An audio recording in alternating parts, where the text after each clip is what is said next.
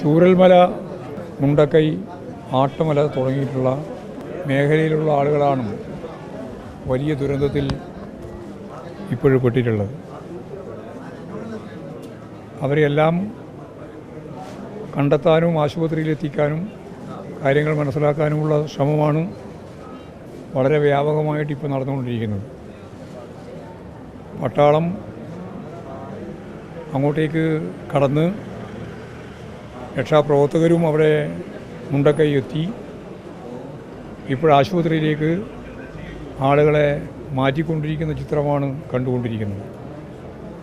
ഞങ്ങളിപ്പോഴും medical കോളേജിലും അതുപോലെ തന്നെ ഇപ്പോഴും ഈ ക്യാമ്പിലും ഇതിൻ്റെ തൊട്ടടുത്തുള്ള ആശുപത്രി എല്ലാം സന്ദർശിച്ചപ്പോൾ കണ്ട ഒരു കാഴ്ച വളരെ ദുഃഖകരമായ അവസ്ഥയാണ്. തൻ്റെ കൺമുമ്പിൽ നിന്ന് വിട്ടുപോയ കുടുംബാംഗങ്ങൾ, അവരുടെ ദീനരോധനം വല്ലാത്ത ഒരു ചിത്രമാണ് നമുക്ക് നൽകുന്നത്.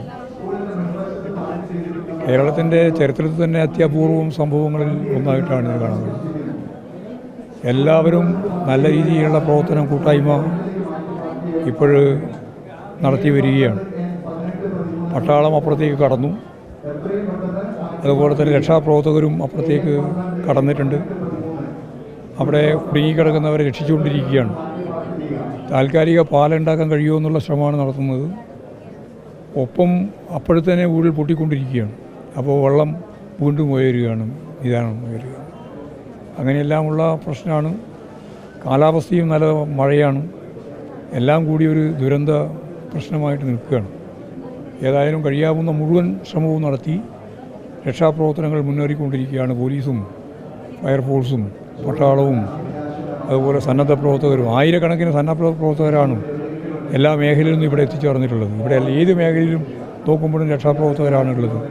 അപ്പോൾ എല്ലാ അർത്ഥത്തിലും ഒരു അപകടം സംഭവിച്ചാൽ ഒരു മനസ്സോടുകൂടി കേരളം എങ്ങനെ കൈകാര്യം ചെയ്യും എന്നുള്ളതിൻ്റെ ഒരു തെളിവായിട്ടാണ് നമുക്കിത് കാണുന്നത്.